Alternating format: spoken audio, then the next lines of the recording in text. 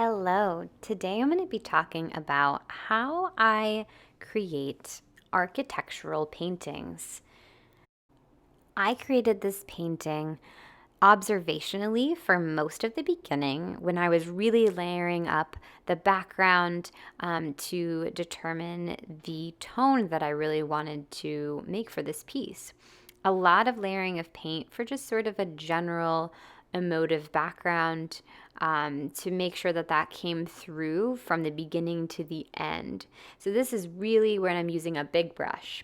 Then I began the kind of paint slash drawing element where I did watered down burnt sienna and a charcoal stick and started indicating small dots and building the structures from there. So, indicating the tops, the sides, the bottoms, and really determining that these are living in space.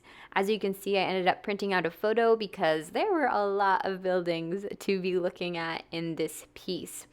I also added a pop-up element, which I just indicated on the side there, and sort of buying real estate for where that was going to go. That's how I think of these things, not just for buildings, because I want to make sure that every element of my painting is cohesive. I want to make sure that each element has the respect that it deserves. It has the space to be exactly what it needs to be to give the impression that my painting is really, you are really entering a world rather than just a flat canvas. This is done by work in perspective and really most of it is done by layering lots of paint and exploring that through color.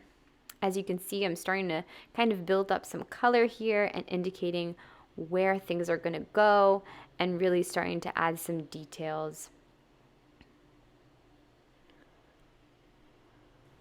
Lots of layers of paint and then eventually collage are what made up this painting.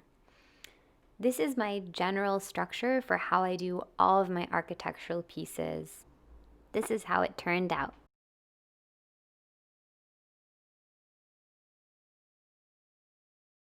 You can see more of my architectural work by visiting my website.